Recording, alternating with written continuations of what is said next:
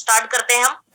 Alright, तो साथियों, पिछले सेशन में डॉक्टर वाजपेयी सर ने बात की थी कि हमें अगर किसी भी बीमारी को ठीक करना है या प्रिवेंशन चाहिए तो हमारा ध्यान उस बीमारी का जो कारण है, जड़ है, उसके ऊपर होना चाहिए।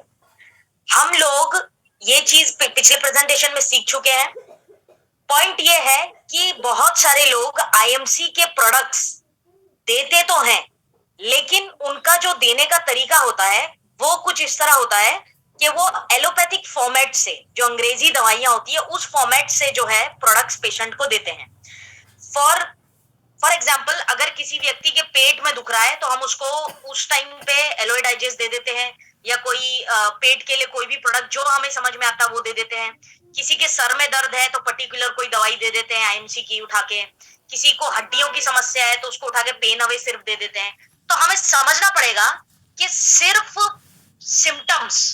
सिम्टम्स के ऊपर काम एलोपैथिक अंग्रेजी दवाइयां करती है। आयुर्वेद और होम्योपैथी ये दो ऐसी चीजें हैं जो कारण पे काम करती है, रीजन मतलब जहां से वो पैदा हुआ है।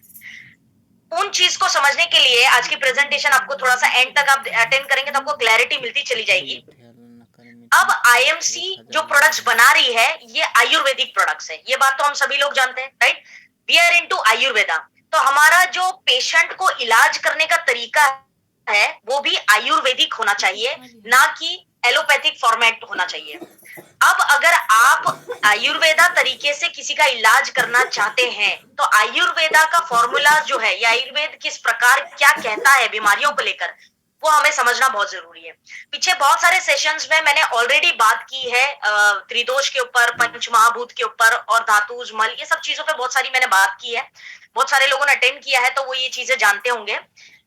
आज की जो सेशन है इसमें हम तीन बड़ी बीमारियों पे बात करेंगे। वाजपेयी सर के प्रेजेंटेशन को कंटिन्यू करते हुए तीन बड़ी बीमारियों पे बात करेंगे। और आपको समझना पड़ेगा कि आयुर्वेदा और आईएमसी एक ही है और it goes hand in hand. अगर आपको आईएमसी के प्रोडक्ट से किसी पेशेंट को रिजल्ट देना है तो आपको आयुर्वेदिक तरीका इस्तेमाल करना पड़ेगा। तो ये फॉर्मेट को हम समझेंगे आज के प्रेजेंटेशन में।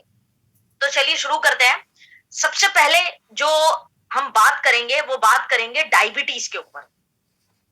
पिछले सेशन में डॉक्टर वाजपेयी सर ने हमें बताया था कि डायबिटीज क्या है, किस प्रकार के इसके सिम्टम्स होते हैं, फलाना ढिकाना, बहुत सारी चीजें उन्होंने हमसे शेयर की थी।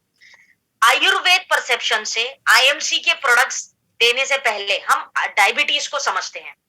डायबिटीज को आयुर्वेद में प्रमेह कहा जाता है और ये बेसिकली डायबिटीज जो है इसके कई प्रकार होते हैं आयुर्वेद अनुसार। डायबिटीज एक ऐसी डिजीज है, मधुमेह जिसको हम बोलते हैं, ये एक ऐसी डिजीज है जो इंडिया में कंसिस्टेंटली लगातार बढ़ रही है। हार्ट डिजीज के बाद सबसे पहली जो पीड़ा है राइट नाउ वो है बेसिकली आज की डेट में हार्ट डिजीज। इंडिया में हार्ट के पेशेंट्स जो है सबसे ज्यादा फॉर नाउ बढ़ रहे हैं। उसके बाद जो कोई डिजीज सामने आ रही है वो है डायबिटीज। और डायबिटीज के लेकर बहुत सारे लोगों का मानना है कि डायबिटीज ट्रीट नहीं होती है, यानी ठीक नहीं की जा सकती है। बहुत सारे लोग कहते हैं कि डायबिटीज जो है ठीक की जा सकती है। तो इसमें सच क्या है, इसमें से एक्चुअली सच क्या है, उसको आज जो है हम समझेंगे। तो डायबिटीज को आयुर्वेद प्रमेय कहता है, ठीक बात है। और डायबिटीज से आयुर्वेदा का परसेप्शन क्या है इसको समझते हैं। आयुर्वेद के अंदर बताया गया है हमें, आयुर्वेद में हमें डायबिटीज के बारे में बताया गया है कि कुल 20 प्रकार के प्रमेय होते हैं आयुर्वेद के अंदर। अब 20 टाइप की डायबिटीज। अब प्रमेय किसको कहते हैं हम, वो बीमारियां जो शुगर यूरिन से रिलेटेड हो, पेशाब जो होता है उससे रिलेटेड जो बीमारियां होती है या मीठी बीमारियां होती है उसको प्रमेय कहा जाता है। तो 20 प्रकार के प्रमेय के बारे में वर्णन आया आयुर्वेद के अंदर।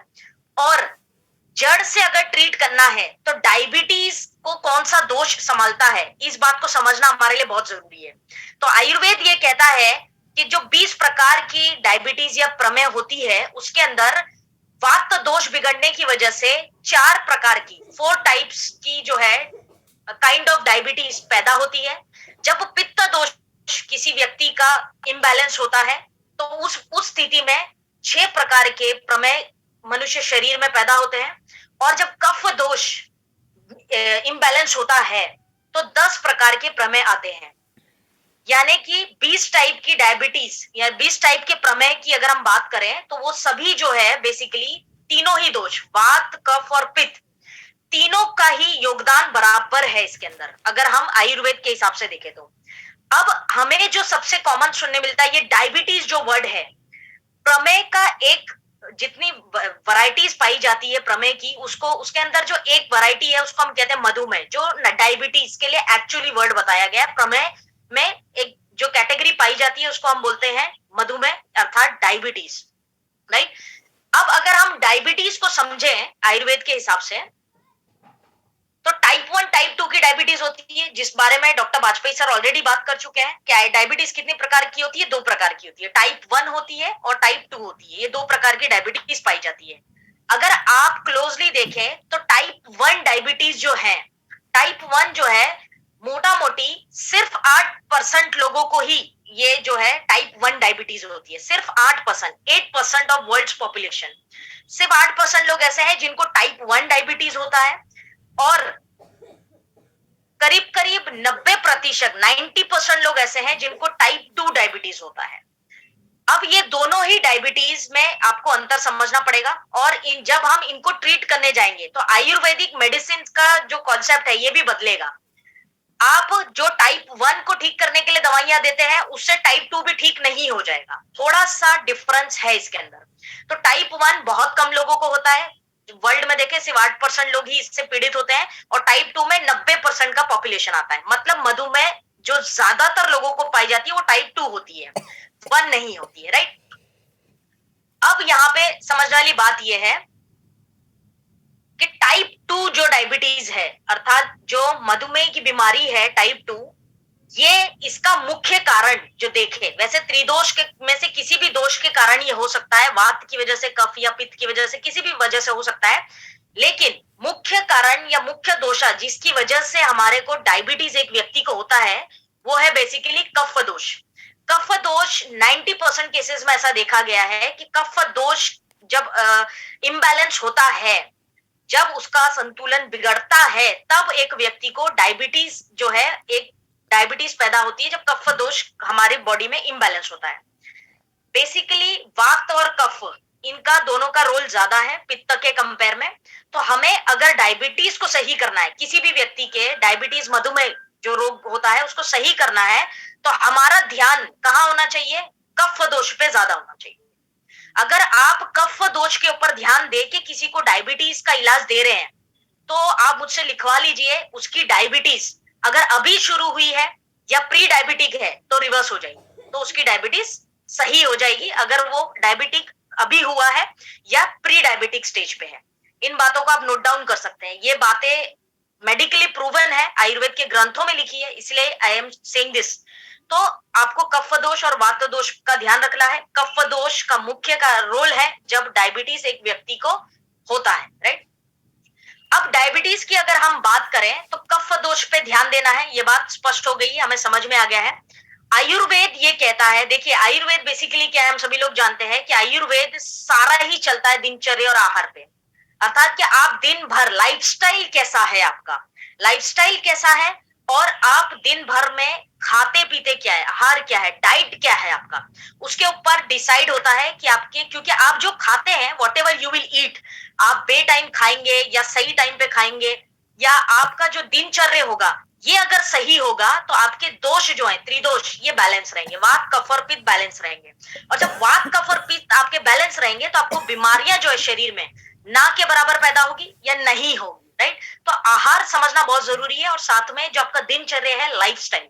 अब यहाँ पे डायबिटीज अगर किसी व्यक्ति को अपना रिवर्स करना है या ट्रीट करना है तो उन केस में आयुर्वेद क्या कहता है?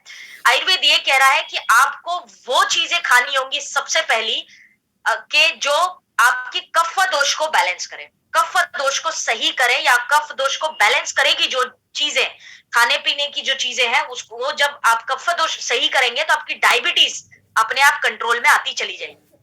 कफ दोष को बैलेंस करने के लिए कुछ उदाहरण मैंने स्क्रीन पर लिखे हुए आप देख सकते हैं, जिसमें हनी भी लिखा है, शहद।